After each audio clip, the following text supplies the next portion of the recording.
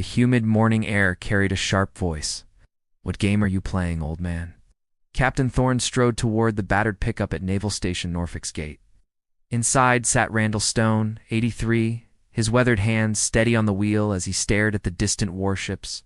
He didn't look confused, just unmoved, like stone in a storm. Thorne's polished boots crunched on gravel as he demanded ID, one hand near his weapon. Cars backed up, people recording the confrontation. Thorne, young and confident in his authority, saw only an outdated truck, an old man, and a disruption to his orderly world. "Show me your papers, or I'll have you removed." Randall finally reached into a cracked leather wallet and handed over an old military credential. The picture was barely recognizable. Thorne snatched it. "Expired 40 years ago," he scoffed. Then he spotted the patch on the passenger seat, a black square with an inverted silver hammer. "What's that?" "A biker gang." A few spectators laughed uneasily. Randall stayed calm, but his eyes drifted, remembering something far colder and louder. The roar of a black hawk, mountains rushing beneath him. The call over the comes. 30 seconds. Hammer 6. Thorne mistook the distant look for confusion. Mentally unstable, he announced loudly, "Prepare restraints." Among the watching crowd, Petty Officer Miller felt a twist in his gut.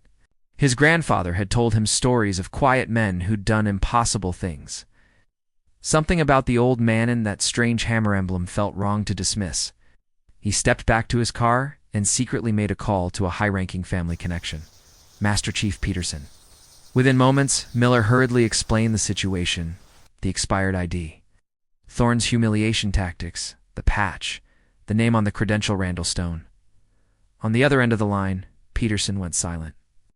Then the Master Chief abruptly left his meeting and burst into Admiral Vance's office. "Admiral, Captain Thorne is detaining someone," Peterson said. "An elderly civilian named Randall Stone. He's wearing a black patch with a silver hammer." The name meant nothing to Vance until the description of the hammer. He froze. His pen dropped. The color drained from his face.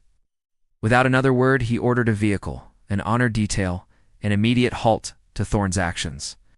"If he lays a hand on that man, I'll court-martial him by noon." Back at the gate, Thorne basked in his authority as his officers approached the truck with restraints.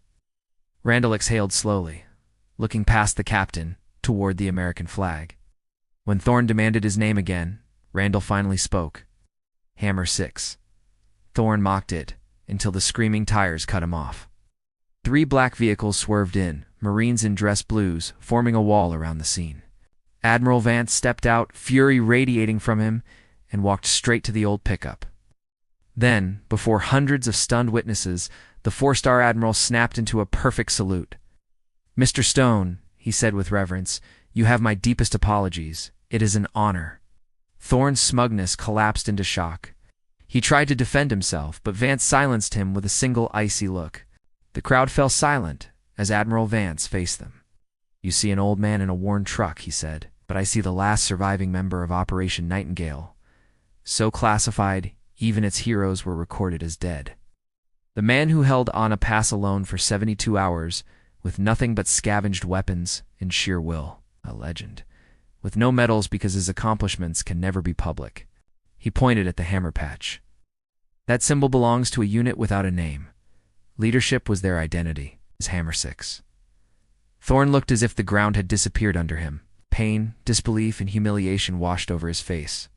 Vance stepped close, voice low and lethal. "You mocked what you are unworthy even to speak of. You judged by age and appearance. You failed in ways I've never seen." He turned to Master Chief Peterson. "Escort Captain Thorne off my installation. He is relieved effective immediately." As they moved to take Thorne away, Randall gently touched the Admiral's arm. "He's young," he said softly, "eager to do well. I knew men like him once. Don't end his career, teach him. Everyone needs a wider view of the world." It was the only defense the disgraced Captain would resuppand. It came from the man he had tried to humiliate. Shaken, Admiral Vance reconsidered.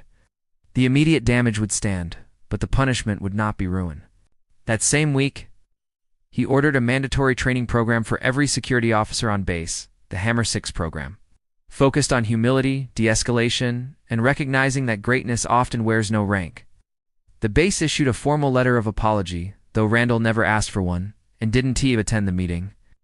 Still, the video spread across military circles, becoming a cautionary tale. Weeks later, a demoted and humbled former LT Thorne sat alone at a quiet diner, staring into his coffee. The door opened. Randall Stone walked in. Thorne stiffened, ashamed. Randall sat beside him without ceremony and ordered coffee. Silence settled until Thorne finally whispered, "Sir, I never apologized. What I did was wrong. I'm sorry." Randall nodded gently. "You're doing your job. You just saw too little of the world. Make your view bigger every day." He paid for both coffees, placed a steady hand on Thorne's back, and left as quietly as he had arrived. It was a small gesture, but it taught more than any punishment could. And so the story of Hammer 6 lived on, not through medals or classified files, but through a moment at a gate where an old man reminded a young officer, an entire base, what real greatness looks like.